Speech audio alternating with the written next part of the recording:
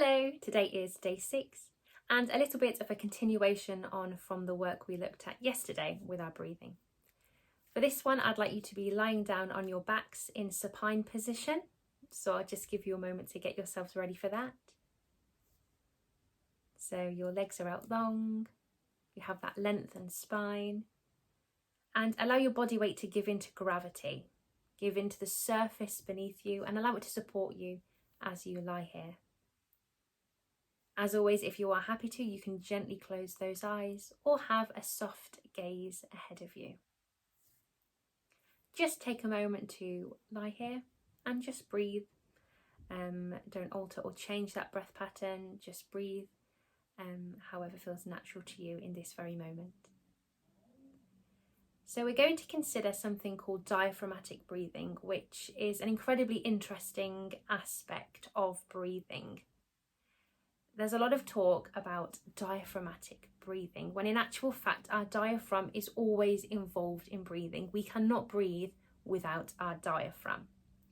Our diaphragm is that dome-shaped muscle that sits in line with the bottom of our rib cage.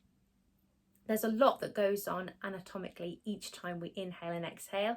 I'll avoid going into too much of that now, but essentially as we inhale, that diaphragm flattens as we create space in the rib cage for the lungs to expand, and as we exhale it returns to that domed shaped position.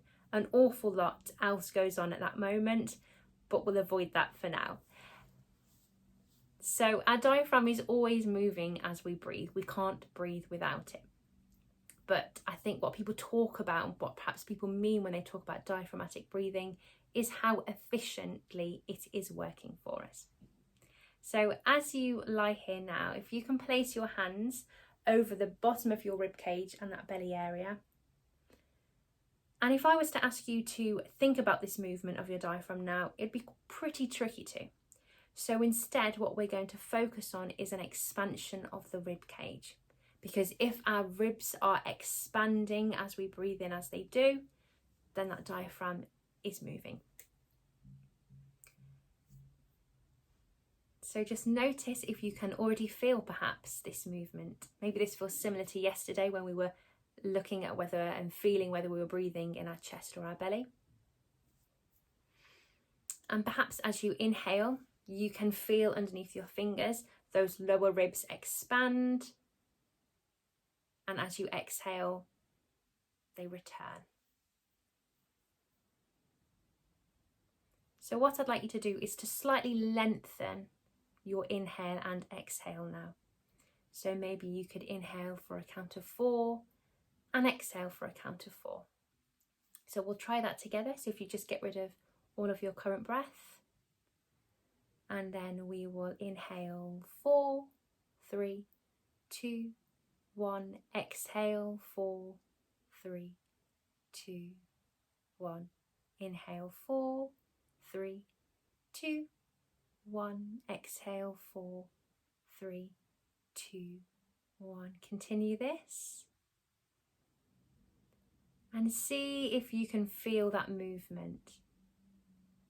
Just slightly extending that inhale just gives a longer space of time for those lungs to fill up with air right from the bottom. So we're taking a fuller breath. And that soft release as we have that 4 count exhale. And now we're going to look at extending the exhale to 6 counts.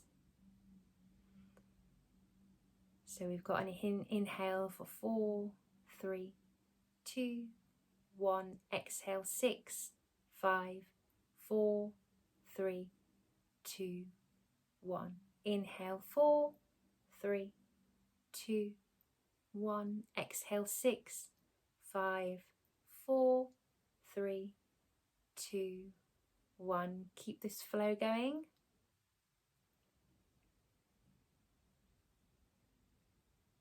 And hopefully, if you weren't before, maybe you are feeling a little bit more awareness of that fuller breath. So rather than using the term deep breath, I like to use the term a low breath. So for me, a low breath creates a sort of imagery of filling up the lungs from the bottom, not just taking tiny sips that fill the top of our lungs. We've got that lower breath. And for me, that also helps me think about that rib expansion and that diaphragm movement. And also subsequently our belly having to come out slightly as all of those changes happen in our body. So we're thinking of that low breath, getting a good amount of air in the lungs. But it's also quite a gentle inhale and exhale. We're giving time and space to fill up with air. Time and space for our body to adjust to that change. And time and space for that soft exhalation.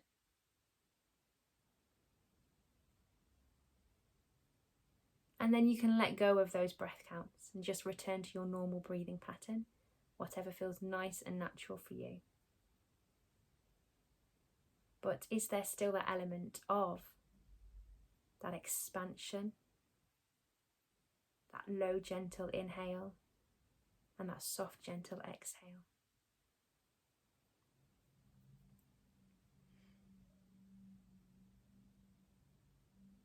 So there's lots of talk across the voice world, the mindfulness world, of this idea of belly or chest breathing, or diaphragmatic breathing and clavicular breathing. There's lots of different terms and terminology, but essentially we're looking for just an efficient breath. Is my breath efficient for what I need it to do right now at this moment? And here we're just bringing awareness in the present moment to our breath in the present moment.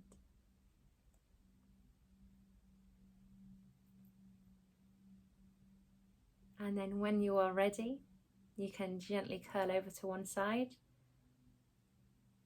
and slowly curl up to this sitting position, taking your time so you don't get too dizzy.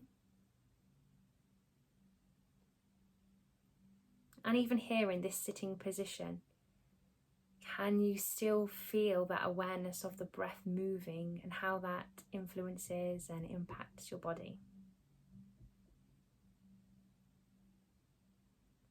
And then from here, give those fingers and toes a wiggle, those shoulders a wiggle. Gently blink open those eyes and return to the space. So as I've mentioned before, breath is a fantastic anchor to bring us into the present, into the here and now, because our breath is always with us. So this is just another tool to help us consider and help bring that awareness to the breath. That sensation, that bodily sensation of breathing that we can utilise whenever we want to help anchor us into the present moment.